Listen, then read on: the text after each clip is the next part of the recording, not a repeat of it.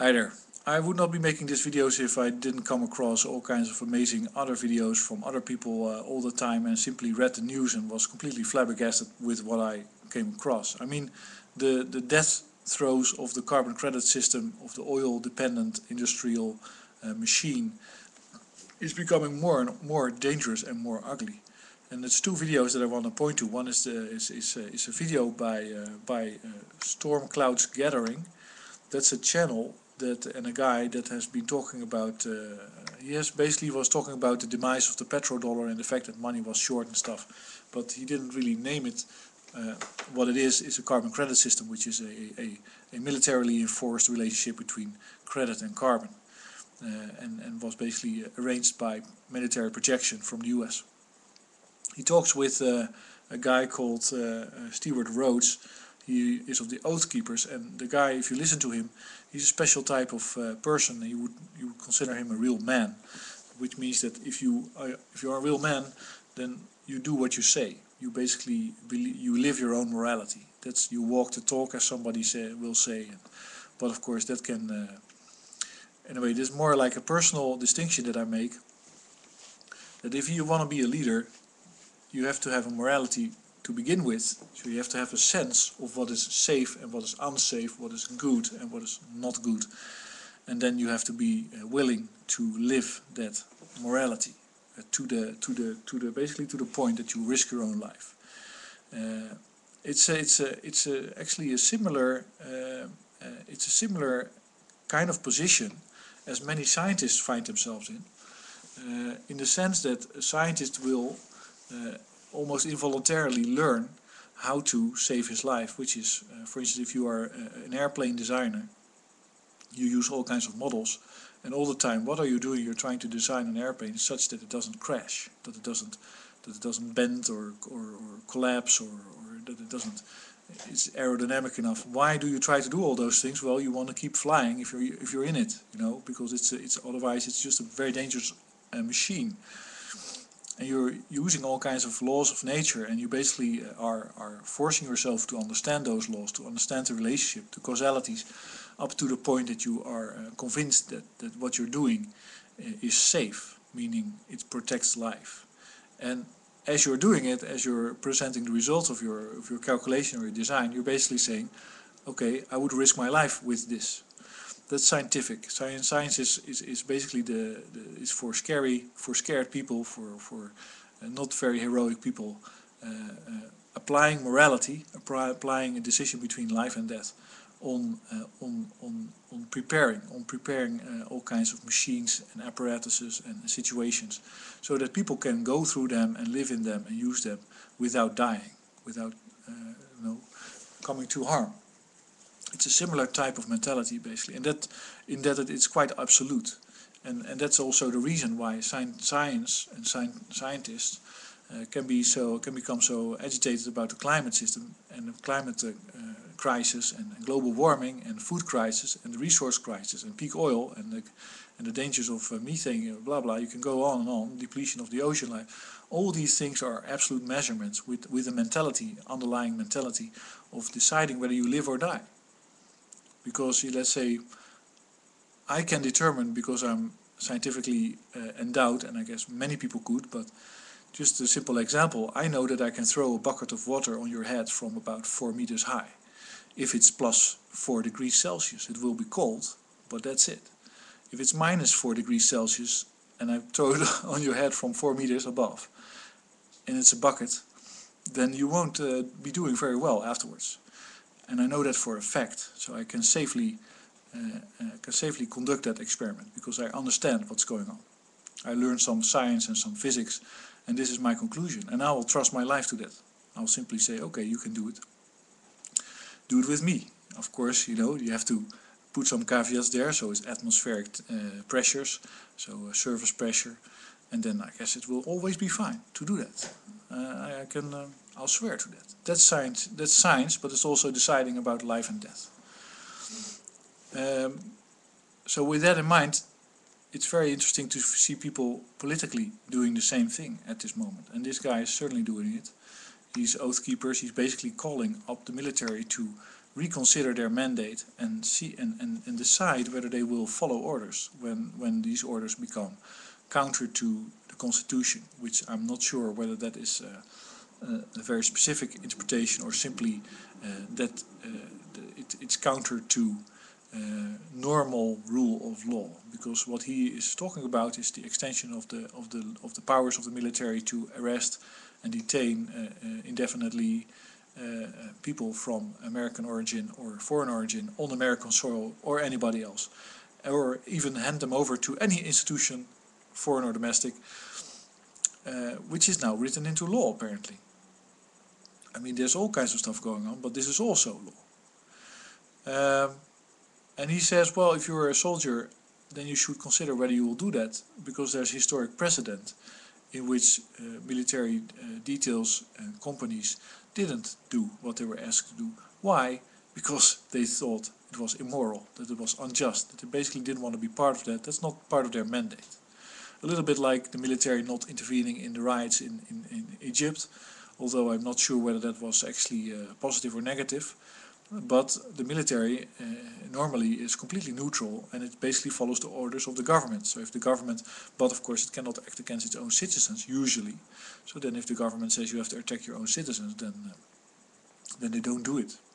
It's a very interesting video, and it's kind of scary, because this guy is not alone. He has a whole movement, and it's basically a political movement which says, well, the military has its own mind, and who knows what will follow from that.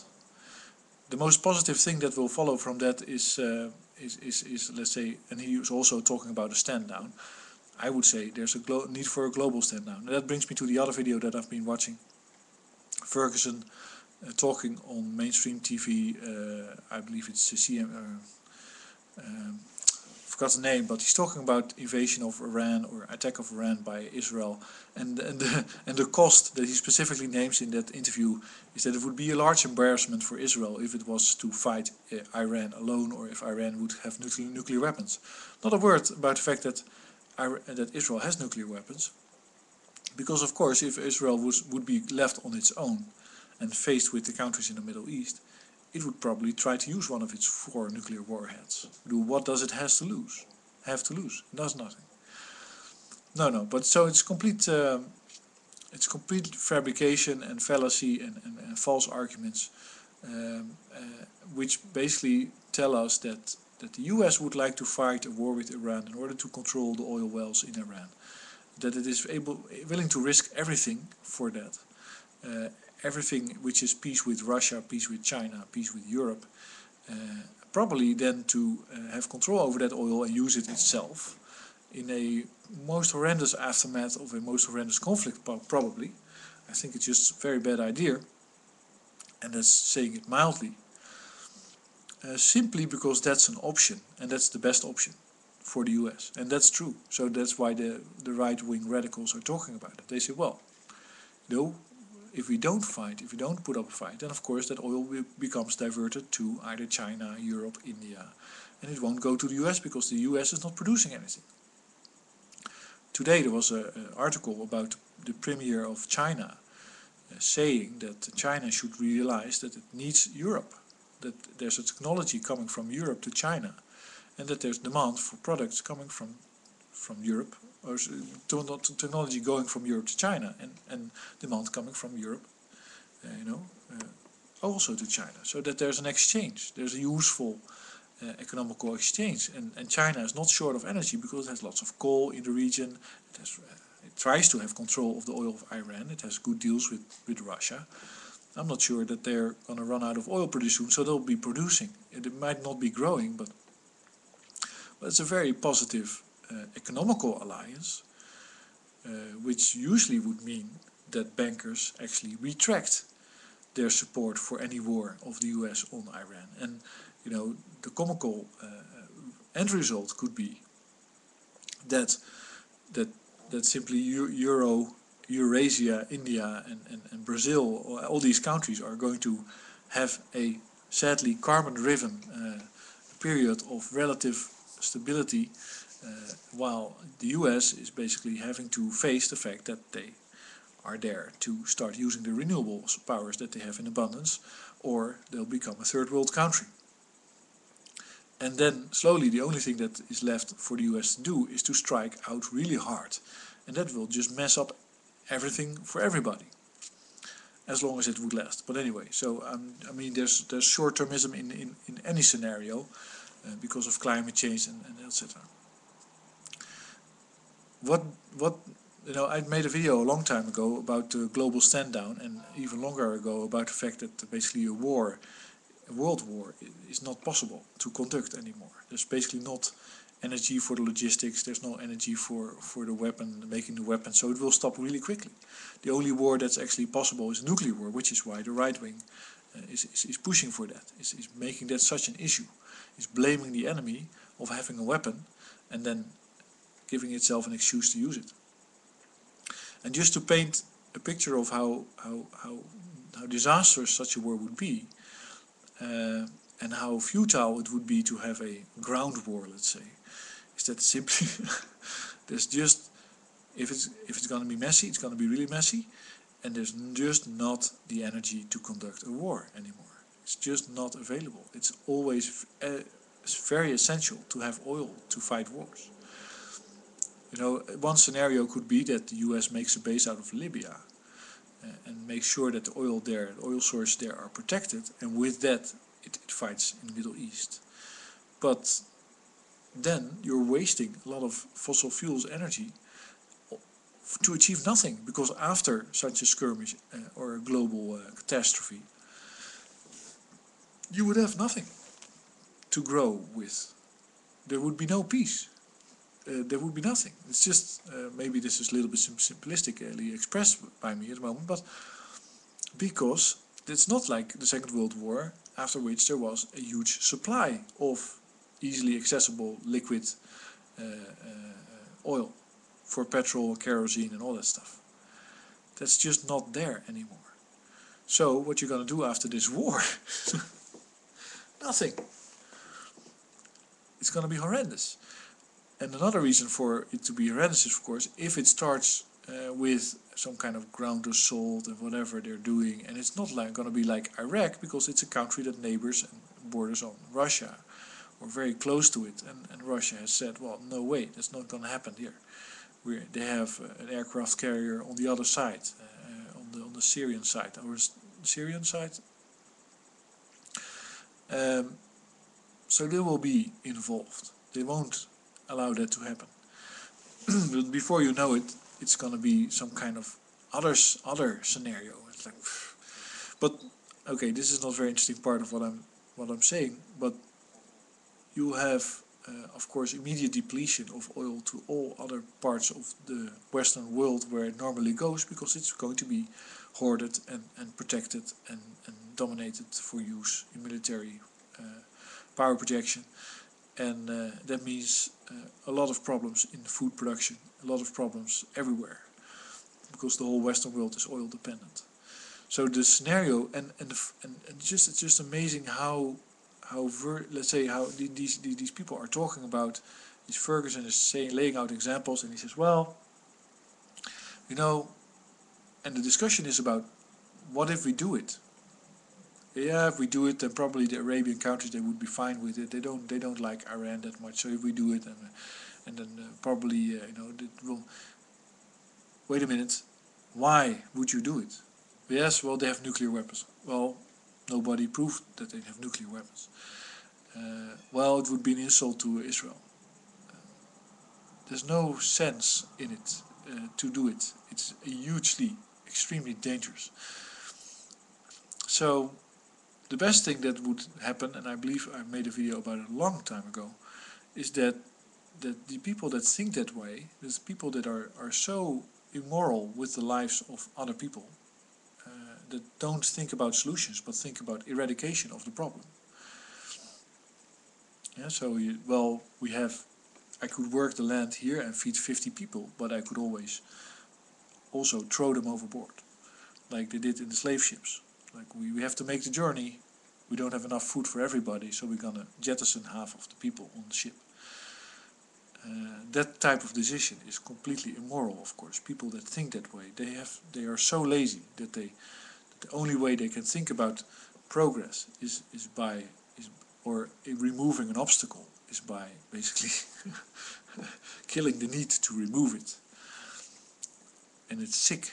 It's a sick mindset. It's basically not worthy of being called human. There's one thing that I want to add, and because there is a very good reason to be immoral. If you want to inspire immorality, then there's a very good way to do that. And it was invented by the Germans in the Second World War, but I think it has always been primarily the reason why people become killers and immoral. And that is a sense of superiority. Whether it's false or true, that doesn't really matter. Why? Well, because if you have equal opponents, then they will tolerate each other. If one feels definitely superior to the other in strength or in morality, actually, so if one of them supports moral life, is more supportive of other people or of a community, then of course that person has a reason, first of all, to risk his life in order to fight, and second of all, he will feel like he will win, so there's no risk in the fight. That's why soldiers are loaded up with all kinds of guns and ammunition and big devices to make them feel to have superior firepower, so they will risk their lives because they depend on that. They think, okay, I'm actually not risking my life here, which is a false sense. But in the Second World War, how did it work? Well, the first killers of Jews, or not of Jews, but of actually retarded children in a process called euthanasia, were doctors asked to do research. And they were basically sacrificing twins, one of the twins and then the other one, to do research. And how did they do that? Well, because they were giving a false prospect of superiority in their career if they did that. And that made it so easy for them to mentally remove themselves from what they actually were doing, that they did it. And that's where they got the people that had to work in the camps and finally kill all the Jews and Gypsies and whoever they sent there. They were already used to that. And then of course you had a whole cabal of criminals, more or less, that were already retarded and able to do such things. But a very key element is that there was a sense of superiority. So, and the most amazing example is that this doctor that would select the people that would go to the gas chambers right away and the people that would have to wait for a few weeks. And he was saying, well, I was making really good choices. That is just, say, so if somebody can dwell in an identity of superiority while killing, that is the enabler. So, and a positive thing about that theory, which is, it's my theory, I think that's the way, because in nature, of course, you know, if you feel stronger than your opponent and you are hungry, then you might kill him and eat him. That's what animals do all the time. They take risks, but they also simply go after him. Let's say a snake will go after a mouse, and easy meal. The US doesn't have that sense right now at all.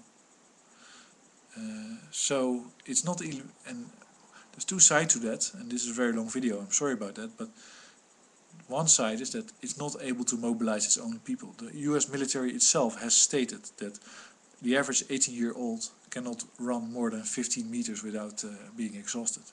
They're useless on the battlefield. That's almost a direct quote. And that was of course worrisome. They would like to do something about it.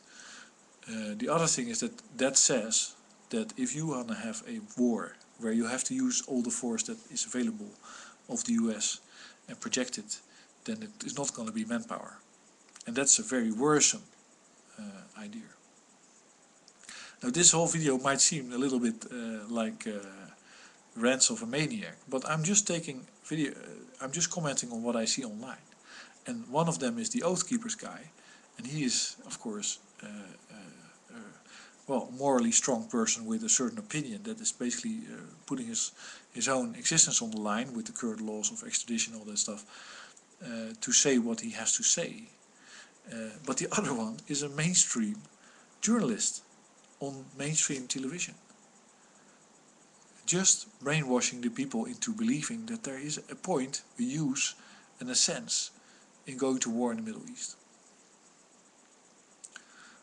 And then I'll think that the Oathkeeper guy is less lazy. He's trying to think things through and make a right decision. I think the journalist is a protagonist, is probably the right word, of a group of extremely lazy people that for the wrong reasons feel superior, immoral, unempathic, and are trying to steer the US into fighting a war that will have no bounty at all. Anyway, my thoughts today. I'm amazed by this, and I hope you too. And let's work on renewables so that we don't need to fight wars in the future.